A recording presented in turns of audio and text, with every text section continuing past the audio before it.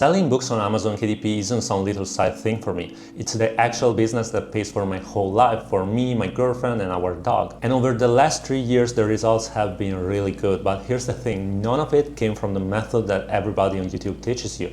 I don't use ads. What I got instead came from experience, from a lot of mistakes, and from studying how real businesses actually work, and then bringing that into selling books. So this is the honest version, the stuff I got wrong, the stuff that almost ended it, and the things I figured out that nobody really talks about. Because the truth is, almost everything you've been told about selling books on Amazon is built to be easy to sell to you.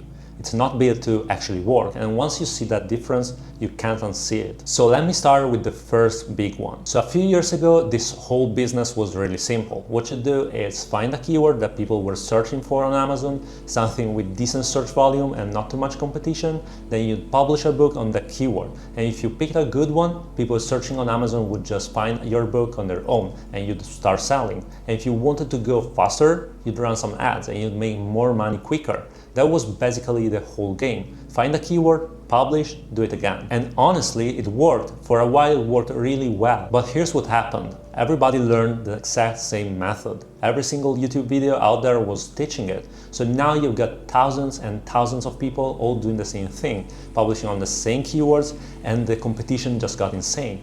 And on top of that, Amazon ads got way more expensive than they used to be. So the simple little method that used to print money now costs you more and gives you back less, because you're basically fighting a huge crowd for the same tiny bit of space. And this is the part I really want you to hear. Making a lot of books in 2026 is just not the smart move anymore. The people out there publishing 50, 80, 100 books, they're spreading themselves so thin that every single one of those books ends up being average. And an average book in a market this crowded just disappears. Nobody ever sees it. So let me tell you what we actually do. My girlfriend Miriam and I, we run this entire thing on 12 books. That's it, 12, not 100, not 50, 12. And it pays for our whole life. Because we'd honestly rather take one idea and make it genuinely great and then build a brand around it than throw 20 weak books out there and just hope something sticks. So if you're starting out today, my advice is to start with one book. Just one. Put all of your energy into making that one book really excellent and into promoting it the right way and into thinking about how you could grow it into a real brand later on.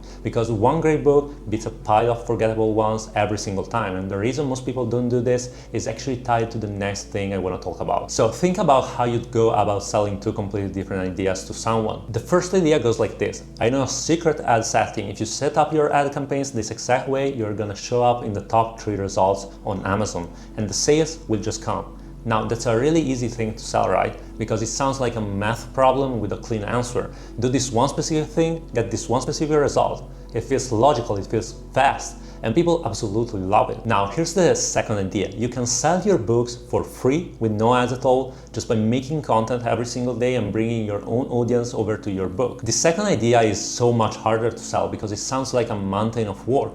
People hear it and they're tired already. So guess which one gets taught the most out there? Yeah, the easy one to sell, not the one that works the best, the one that's easiest to sell to you. And honestly, I get it, because that second idea kind of scares people. Content every single day sounds like a full-time job stacked on top of your other full-time job. But let me tell you what it really looks like for me, honestly. I'm not sitting at a desk 10 hours a day grinding this out. Miriam and I split the work between us, and together we spend something like 2 to 3 hours a day on the whole thing. That's the real number, 2 to 3 hours split between 2 people of 12 books, and that's our full living. It's work for sure, it's not magic, and it's definitely not passive, but it's a really long way from that impossible mountain it sounds like at first. And if that's the part that's interesting to you, if you'd rather build your results on your own effort and your own skill instead of just throwing money at ads and hoping it works out, then let me point you towards something. I've got a course called Content Marketing for Self-Publishers, and it's basically where I teach the exact content method I use to sell my books without spending a single dollar on ads.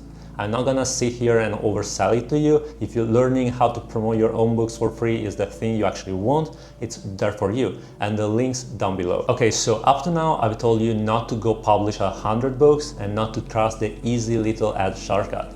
Now I want to talk about something that almost cost me everything I built. But let me be fair to Amazon first, because Amazon KDP is generally one of the best places on earth to start selling a product, and I really mean that. Just think about what they hand you for free. They produce the book for you, They handle all the shipping, the logistics, every bit of it. They take the payments, they deal with the refunds when somebody wants to send something back. And maybe the biggest one of all, they give you a marketplace that people already trust completely. When somebody buys on Amazon, they don't think twice about it. They know that if they don't like it, they can just send it back, no problem. And that kind of trust is worth a fortune, and you get it on day one for free. So if you got a product that can live in book form, KDP really is the best place to begin, full stop. But there's a disadvantage that almost nobody on YouTube ever talks about, and it's a big one. If Amazon closes your account, you're done. Everything just stops. And I'm not saying this as some scary story I read about somewhere online. I lived through this one myself. So my very first book made $25,000 in the first 2 weeks, and I was a complete beginner. I barely knew what I was even doing, and the thing just took off.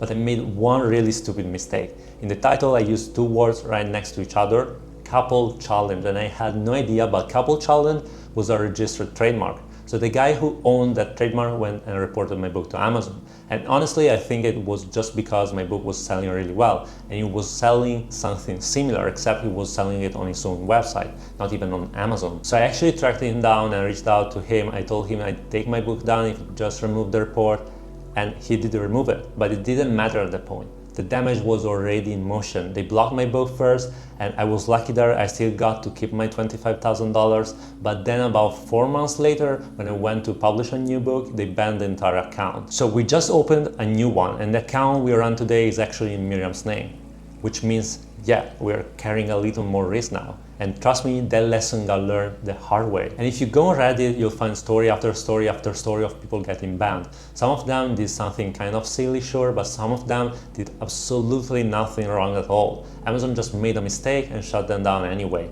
And there's almost nothing you can do about it when it happens. So here's the lesson the whole mess taught me, and it might honestly be the most important one in this entire video. You have got to diversify. You just can't build your whole life on one account, on one single platform that could disappear on you overnight. And I want to be really clear about who I am here because it matters. I'm not a writer. This isn't my big passion in life. Writing books was never my dream. What I actually love is being an entrepreneur, studying marketing and sales and how businesses really work underneath. Books are just one of the things I do. They're not the thing I am. And honestly, that's the real reason I started this YouTube channel too. It's diversification, and I'm not hiding that at all. I make money from the courses and the products I sell here, and that's just another income that doesn't depend on whatever mood Amazon is in. So if one day Amazon decides to shut us down, yeah, I'd have to accept it. But I wouldn't be starting again from zero because I went and built other things on the side. And that's really the whole point. But before I show you what building on the side actually looks like, I've got to warn you about the people out there telling you what you supposedly need. So here's something I really want you to start noticing every time you watch advice about this business. A lot of the advice you see on YouTube isn't there because it works. It's there because the person saying it makes money when you go and follow it. And usually that money is coming from an affiliate link. Let me give you the clearest example I can: review swapping services. So there are people out there who will tell you that you need reviews before anyone will buy your book, and then they point you towards some service that gets you those reviews, and they'll swear up and down that it's totally fine, totally compliant with Amazon's rules, because the service itself says so on their own website. But a lot of the people who actually use those services end up getting banned for manipulated reviews. Not everyone, but a lot of them. Just go search Reddit, you'll see the stories for yourself. And that person who recommended the service to you, yeah, they had an affiliate link. They got paid the second you signed up. And it's the same exact pattern everywhere once you start seeing it. Keyword research tools that write your book for you, tools to format your book, tools to optimize your ads. So many of them have an affiliate link attached. And the person promoting them is mostly just promoting the link, not the actual result. They're making money off your click, whether that tool ends up helping you or not. And I really don't like that way of making money, so I made a decision a while back. I'd much rather sell you my own course where I teach you exactly what I actually do myself than point you some service that might wreck your account, or that's basically useless, or that I don't even use myself. When I tell you something works, it's because I'm using it. That's the deal I make with you. And that exact way of thinking is what finally takes us from everything you should stop doing over to the thing you should actually start doing. So here's the shift that honestly changed my entire business. Most people treat Amazon like it's a cage. They pull all their keywords from Amazon's data, they publish only on Amazon, they promote only with Amazon ads, they use Amazon's little launch tricks. Every single decision they ever make happens inside the four walls that Amazon built for them. And it just never even occurs to them that they could step outside of it. But Amazon was never actually a cage. People just decided to treat it like one. And the moment you stop seeing Amazon as your whole entire world and you start seeing it as just one part of a normal business like any other business out there, everything kind of opens up for you. Because then you get to ask a much better question. Where is Amazon generally great and where is Amazon actually pretty weak? And then you just use it for the parts where it's great and you go somewhere else for the parts where it's weak. So Amazon doesn't give you a personalized sales page for your book. The listing is just the listing. Everybody gets the same template. So go build your own sales page somewhere else, somewhere you actually control everything about how your book gets presented. And Amazon ads are expensive and crowded right now, so don't depend on them. Go find your readers somewhere cheaper or even free. You can run Facebook or Instagram ads if you want a paid route, or you can make organic content over on TikTok or YouTube. And if you write something really visual, like say a poetry book, you can post your pages on Pinterest. There are honestly so many ways to bring people in, and the right one is just the one that fits your life the best. And the competition on Amazon is brutal right now. That's just the honest truth. So instead of fighting thousands of other publishers for the same searchers, go and get yourself customers that Amazon doesn't already have. Because that person scrolling on TikTok who wasn't even looking for a book in the first place is a completely different person from the one typing into the Amazon search bar. Reach the first person and suddenly you're not fighting the crowd anymore. You're just bringing in somebody totally new. So you take the best of Amazon and you go elsewhere for the rest. And once you really get that, there's one way of thinking about your books that kind of pulls this whole thing together. So this is the part I personally love the most, because it's where books kind of stop being the business and they start being just one piece of a much bigger machine. I really like to look at my whole Amazon business as just one step inside a funnel. And usually the book is actually the second step, not the first one. So here's the shape of it, simply. The first step is something free, just a free resource you give away to collect leads to get people onto an email list that you actually own. The second step is a low-ticket product, and that's where your book sits. It's cheap enough that buying it is an easy yes for somebody. And then the third step is the upsell, the bigger stuff or the recurring stuff that you offer to the people who already bought from you and already trust you. Let me give you an example so we're on the same page. So say you write a high content book all about studying better, and inside it you teach one specific method, spaced repetition. Good. Now you can also go and sell a planner that's built entirely around that method. A planner just for organizing your spaced repetition. And it's super specific, which means the person who loved your book is exactly the person who's gonna want a planner. And here's the really nice part. A planner gets used up and finished, so they come back and buy it again and again. One happy customer buying from you over and over. And it doesn't even stop at another book. For that same audience, you could make a digital product they print out at home, or a set of templates, or a video course, or coaching calls, or private lessons, or even a paid community that they pay for every single month. Or one bigger high-ticket product, something like a full video course they buy one time and just keep forever. Now, what do you actually charge for the big stuff?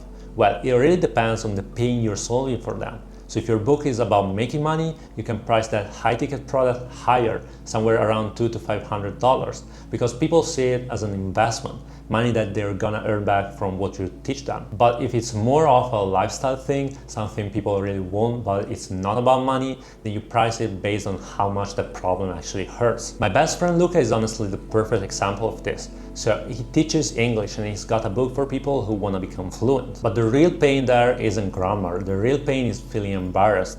So just imagine moving to another country and not being able to speak the language well.